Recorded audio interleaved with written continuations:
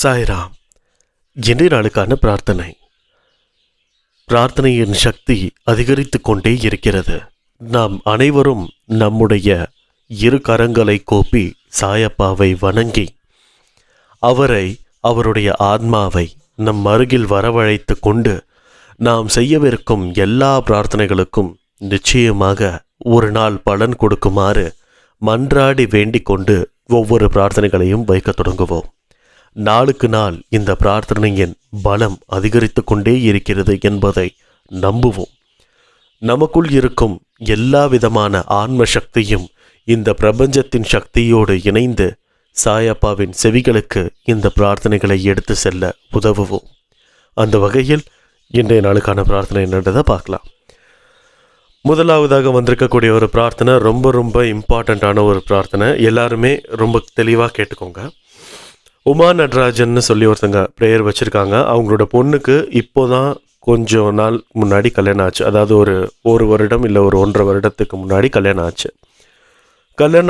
கல்யாணம் ஆகி ஒரு 3-4 மாதம் நல்லா தான் போயிட்டு இருந்திருக்குது. அவங்க கணவரும் நல்லபடியாக வேலைக்கெல்லாம் போயிட்டு இருந்திருக்கிறாங்க. எந்த வித பிரச்சனையும் இல்லை. ஆனால் அந்த ஒரு 6 மாதத்திற்கு பிறகு அவங்களுக்கு அந்த வேலையிலேருந்து அவங்கள தூக்கிடுறாங்க. ஸோ என்ன பண்ணுறதுன்னு தெரியாமல் அவங்க டெய்லியும் வீட்லேயே இருந்திருக்கிறாங்க. வீட்லேயே இருந்து சும்மாவே இருந்து தூங்கி எழுந்திரிச்சு இந்த மாதிரி இருந்திருக்காங்க. அதுக்கப்புறம் கொஞ்ச நாள் கழித்து அது சில கெட்ட பழக்கத்துக்கெல்லாம் அடிமை ஆகுறாங்க. இந்த தண்ணி, சிகரெட்டு, கஞ்சா இந்த மாதிரியான விஷயங்களை எல்லாத்துக்கும் அடிமை ஆகுறாங்க. அதனால் என்னென்னா ரொம்ப ட்ரிங்க் அடிக்ஷன் ஆகிட்டாங்க. மறுபடியும் ஒரு மாதிரி வேலைக்கு போகணுன்ற ஒரு மைண்ட் செட்டில் அவங்க வரல. ரெண்டாவது ஒரு 2 நாளைக்கு முன்னாடி அவங்க ரொம்ப ஒரு விஷயம் போட்டு கஷ்டப்படுத்தியிருக்காங்க. அவங்க வீட்டில் இருக்கக்கூடிய அவங்க ஒய்ஃபை, அதாவது உமா நடராஜன் சொல்லியிருக்கவங்களோட பொண்ணை. என்னென்னா நைட்டு மிட் நைட்டில் வீட்டுக்கு சண்டை போட்டு கழுத்தில் இருக்கிற தாலியை கொடு அப்படின்னு சொல்லி ரொம்ப பிரச்சனை பண்ணி, அது இல்லாமல் வீட்டில் இருக்கக்கூடிய நகை எல்லாத்தையுமே எடுத்துகிட்டு போய் அதை காசாக்கி அதை இந்த குடிக்காகவும் இந்த கஞ்சாக்காகவும் செலவு பண்ணி ரொம்ப இது பண்ணியிருக்காங்க. அந்த நைட்டு நேரத்தில் அந்த தாலியை கழட்டி கொடுக்கலன்னா பிரச்சனை பண்ணிவிடுவோம் அப்படின்னு சொல்லி அடித்து துன்புறுத்தி அவங்களுடைய வாயிலையுமே, அதாவது அவங்களோட மனைவியோட வாயிலையுமே அந்த கஞ்சாவை கொஞ்சம் வாயில் போட்டு விட்டு அவங்க விடிய வாமிட்டாக எடுத்துருக்குறாங்க. அது அவங்க உடம்புக்கு செட் ஆகாமல் அவங்களோட மனைவி. அது மட்டும் இல்லாமல் குழந்தை பிறந்த ஒரு 8 மாதம் தான் ஆகுது. அந்த குழந்தை தூங்கிட்டு இருந்திருக்குது. அந்த குழந்தைய அடித்து எழுப்பியிருக்கிறாரு. இது என்னன்னு கேட்க அவங்களோட அம்மா அப்பா, அதாவது அந்த கணவரோட அம்மா அப்பா கேட்க வந்தவங்களையும் அடித்து வெளியே துரத்தியிருக்கிறாரு. இந்த மாதிரியான விஷயங்கள் எல்லாமே நடந்திருக்குன்னு சொல்லி ரொம்பவே அழுது அவங்க வேண்டுதல் வச்சுருந்தாங்க. நிச்சயமாக இது சாயப்பாவோட காதுகளுக்கு மிக விரைவில் இந்த ஒரு பிரார்த்தனையை கொண்டு செல்லணும். எல்லாருமே மனதார இந்த ஒரு பிரார்த்தனை பண்ணுங்க. ஏன்னா இந்த மாதிரியான ஒரு விஷயம் யாருக்குமே நடக்கக்கூடாது. இருந்தாலும் இந்த மாதிரியான விஷயங்கள் நடக்குதுன்னும் போது நிச்சயமாக சாயப்பா இந்த இடத்துல இறங்கி ஏதாவது ஒரு விஷயத்தை பண்ணணும். நிச்சயமாக ஒரு குடும்பத்தை நல்லபடியாக எடுத்து செல்வதற்கான ஒரு வழிகளை இவங்க எல்லாத்துக்குமே கொடுக்கணும். நிச்சயம். அது மட்டும் இல்லாமல் இந்த உமா நடராஜன்றவங்களோட பொண்ணும் அவங்களோட குழந்தையும் அங்கே மாட்டியிருக்கிறதுனால அவங்க 2 பேர்த்தையும் முதல்ல சேஃப் பண்ணுற வகையில் சாயப்பா ஒரு மிகப்பெரிய செயலை செஞ்சு முடிச்சிருக்கணும்னு சொல்லி நம்ம சாயப்பா கிட்ட மன்றாடி கேட்டுக்கலாம். அது மட்டும் இல்லாமல் இந்த மாதிரியான சுச்சுவேஷனில் இருக்கக்கூடிய எல்லா பெண்மணிகளுக்காகவும் ஒரு பிரார்த்தனை நம்ம வச்சுக்கலாம். நிச்சயமாக இது நம்ம காதுக்கு வந்தது. காதுக்கு வராமல் இன்னும் எத்தனையோ விஷயங்கள், எத்தனையோ அழுகைகள் நம்மளை சுட்டு கேட்டுக்கிட்டே இருக்குது. அவங்களுக்காகவும் இந்த ஒரு பிரார்த்தனையை வச்சுக்கலாம். நிச்சயமாக கூடிய விரைவில் அவங்க எல்லாருக்குமே ஒரு பெரிய விடை கிடைச்சே தீரணும்னு சொல்லி நம்ம சாயப்பா கிட்ட வேண்டிக்கலாம். அடுத்ததாக மீனாட்சி. இவங்க ரொம்ப வருஷமாக ஒரு வீட்டில் தங்கியிருக்காங்க. அது ஒரு அப்பார்ட்மெண்ட். அதுக்கான குறிப்பிட்ட ஒரு வருஷம் தாண்டினதுக்கப்புறம் அதை இடித்து மறுபடியும் கட்டுவாங்க. ஸோ அதை டெமாலிஷ் பண்ணுறதுக்கான, அதாவது இடிக்கிறதுக்கான டைம் வந்துருச்சு. ஸோ அதை இடிச்சிட்டாங்க.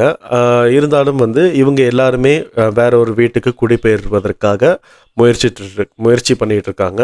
கூடிய விரைவிலேயே உங்களுக்கு தேவைப்படுற வீடு இவங்களுக்கு மட்டும் இல்லாமல் அந்த ஃப்ளாட்டில் இருக்கக்கூடிய மற்ற ஓனர்ஸ்க்கும் கூடிய விரைவில் அவங்களோட தேவைக்கேற்ப எல்லாத்துக்குமே வீடு சீக்கிரமாக அமைச்சு கொடுக்கணும்னு சொல்லி நம்ம சாயப்பா கிட்ட வேண்டிக்கலாம். அடுத்ததாக அனோஜ் வினோதினி. இவங்களுக்கு புதுசாக கல்யாணம் ஆயிருக்கு. ஒரு 10 மாதம் தான் ஆச்சு கல்யாணம் ஆகி. இவங்களோட ஹஸ்பண்ட் வந்து ஃப்ரான்ஸில் இருக்கிறாரு. இவரோட ஹஸ்பண்ட்க்கு வந்துட்டு ஒரு விதமான ஒரு விஷயம் இருக்குது. என்னென்னா, நைட்டு தூங்கிட்டு இருக்கும்போது திடீர்னு எந்திரிச்சு சத்தம் போடுற மாதிரியான சில விஷயங்கள் வந்து பண்ணிகிட்ருக்காங்க.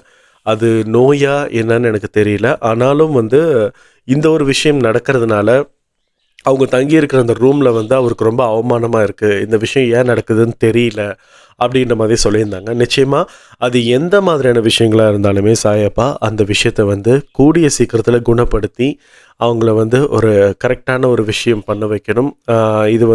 இது முதல்ல என்னவா இருக்கும்னு சொல்லி அவங்களுக்கு வந்து ஒரு நல்ல அறிவுரையை கொடுக்கணும். அதுக்கப்புறம் இந்த விஷயத்துலேருந்து வெளியில் வர்றதுக்கான அறிவுரைகளை யாராவது கொடுக்குற மாதிரி சாயப்பாவே ஏதோ ஒரு ரூபத்தில் வந்து இவங்களுக்கு ஒரு பெரிய உதவி பண்ணி கொடுக்கணும்னு சொல்லி நம்ம சாயப்பா கிட்ட வேண்டிக்கலாம்.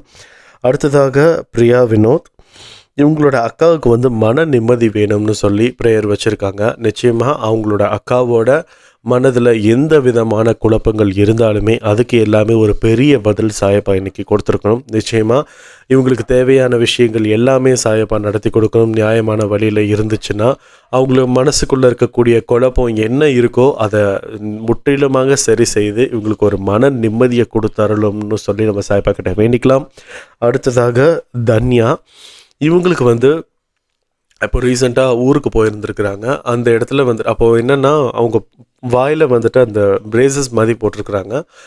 அந்த பிரேசஸில் வந்துட்டு ஊருக்கு போயிருக்கும்போது சடனாக உள்ளே இருக்கக்கூடிய அந்த கம்பி வந்து வாயோட உட்புறத்தில் வந்து கிழிச்சு புண்ணாக இருக்குது. இதன் மூலமாக இவங்களுக்கு வந்து என்னென்னா அந்த இடத்துல இன்ஃப்ளமேஷன் ஆகிருக்கு, ஹெவியாக இன்ஃப்ளமேஷன் ஆகிருக்கு. என்னென்னா ஒரு மாதிரி வீக்கம் ஆகிருக்குது உள்ளேயே வந்துட்டு. அதனால இவங்களோட ஃபேஸ் வந்து வழக்கமாக இருக்கக்கூடிய ஷேப்பை விட டபுள் மடங்கு ரொம்ப குண்டாக இருக்குது, ஜாஸ்தியாக இருக்குது. அது மட்டும் இல்லாமல் இவங்களுக்கு வந்துட்டு ஒரு பெயின் வந்து இருந்துக்கிட்டே இருக்குது. சுத்தமாக பேச முடியாத அளவுக்கு அந்த வலி இருக்குதுன்னு சொல்லியிருக்காங்க. நிறைய விஷயங்கள் பண்ணி பார்த்துருக்காங்க. ஐஸ் வச்சுருக்குறாங்க, சுடுதண்ணி வச்சுருக்காங்க, எதுவுமே சரியாக செட் ஆகலை. ஹாஸ்பிட்டல் போய் கேட்டதுக்குமே அவங்க வந்துட்டு சரியான ஒரு எக்ஸ்ப்ளனேஷன் கொடுக்கல. இருந்தாலும் சாயப்பா இந்த விதத்தில் உள்ளே இறங்கி நிச்சயமாக அந்த பெண்ணுக்கு தேவைப்பட்ட ஒரு விஷயத்தை பண்ணி கொடுத்தே தீரணும். அந்த வீக்கம் வந்து கூடிய விரைவில் வடிஞ்சு அவங்களுக்கு வந்துட்டு ஒரு நல்ல ஒரு பேச்சு ஆற்றலை வந்து மறுபடியும் பேசுகிற அளவுக்கான ஒரு விஷயத்தை வந்து கொடுக்கணும். நிச்சயமாக அவங்களுக்கு எந்த விதமான வலியும் இருக்கக்கூடாதுன்னு சொல்லி நம்ம சாயப்பா கிட்ட வேண்டிக்கலாம். இது சம்மந்தப்படுத்தி இருக்கக்கூடிய உடல் உபாதைகள் எதுவாக இருந்தாலுமே அவங்களுக்கு கூடிய விரைவில் சாயப்பா நிவர்த்தி பண்ணி கொடுக்கணும்னு சொல்லி நம்ம எல்லாருமே ஒரு பிரார்த்தனையை வச்சுக்கலாம். அப்படியே நம்ம ஸ்ட்ரைட்டாக பொது பிரார்த்தனைக்கு போயிடலாம். இந்த மாதிரியான சுச்சுவேஷனில் என்ன பண்ண போகிறோம் அப்படின்னு தெரியாமல் நிறைய குடும்பத்தில் நிறைய பேரை இழந்து வாழ்ந்துட்டு இருக்கக்கூடிய நிறைய குடும்பங்களுக்கு ஒரு மிகப்பெரிய ஒரு விடையாக சாயப்பா மாறி கொடுக்கணும்னு சொல்லி நம்ம வேண்டிக்கலாம். அது மட்டும் இல்லாமல் இன்றைய நாளில் யாரெல்லாம் பர்த்டே செலிப்ரேட் பண்ணுறீங்க, வெட்டிங் டே செலிப்ரேட் பண்ணுறீங்களோ அவங்க எல்லாத்துக்குமே ஒரு பெரிய விஷஸ். நிச்சயமாக சாயப்பாவோட பிளெஸிங்ஸ் அவங்க எல்லாருக்குமே இருக்கும் என்பதில் எந்த விதமான சந்தேகமும் இல்லை. நிச்சயமாக இந்த நாளில் வந்து பிறந்திருக்கக்கூடிய எல்லா குழந்தைகளுக்கும் ஒரு பெரிய ஒரு ஆசீர்வாதம் வந்து சாயப்பாவோட ஆசீர்வாதம் இருக்கணும். இந்த குழந்தைகளை வச்சு எந்த விதமான சமூக சீர்கேடும் நடந்திருக்கக்கூடாது. அந்த மாதிரி ஊர் போற்றும்படியான ஒரு குழந்தையாக இருக்கணும், உலகம் போற்றும்படியான ஒரு குழந்தையாக இருக்கணும். அந்த குழந்தைக்கு நல்ல மனசு, நல்ல வாழ்க்கை கொடுக்கணும். அடுத்ததாக நிறைய பேர் வந்து நிறைய விஷயத்துக்காக கஷ்டப்பட்டுட்டு இருக்காங்க, நிறைய விஷயத்துக்காக ஏங்கிட்டு இருக்காங்க. நிறைய பேர் குழந்தை இல்லாமல் இருக்காங்க, கல்யாணம் ஆகி ரொம்ப வருஷமாகியும். அவங்க எல்லாத்துக்காகவும் இந்த இடத்துல ஒரு பொது பிரார்த்தனை வச்சுக்கலாம். நிச்சயமாக சாயப்பாவே ஒரு குழந்தையாக பிறந்து அந்த குடும்பத்துக்கு சீரும் சிறப்பையும் சேர்த்து செல்வத்தையும் செழிப்பையும் கொடுக்கணும். அது மட்டும் இல்லாமல் நிறையா பணம் இருந்தும் நிறைய பேர்த்துக்கு நிம்மதி இல்லாமல் இருக்குது. இல்லை சுத்தமாக காசு இல்லாமல் நிறைய பேர்த்துக்கு வந்து அடுத்த வேலைக்கு சாப்பாடுக்கு என்ன பண்ணுறதுன்னு தெரியாமல் இருக்குது. ஸோ இதுதான் தேவை இல்லைன்னு நம்ம மனுஷ வாழ்க்கையில் எதுவுமே பிரித்து பார்க்க முடியாது. எல்லாமே அந்தந்த நேரத்துக்கு அது தேவையாக இருக்குது. அந்தந்த நேரத்துக்கு எது தேவையாக இருக்கோ அது எல்லாருமே இந்த உலகத்தில் இருக்க எல்லாத்துக்குமே சாயப்பா அமைச்சு கொடுக்கணும்னு சொல்லி ஒரு பெரிய வேண்டுதலாக வச்சுக்கலாம். இந்த மதுவுக்கு அடிமையாக இருக்கக்கூடிய ஆண்மார்கள், பெண்மார்கள் இவங்க எல்லாத்தையுமே மனம் திருத்தி ஒரு மிகச்சிறப்பான ஒரு வாழ்க்கையை வந்து இவங்களுக்கு வாழ்வதற்கான ஒரு அறிவுரைகளை இவங்களோட மனதில் வந்து கொடுத்தருள்னு சொல்லி நம்ம சாயப்பா கிட்ட வேண்டிக்கலாம்.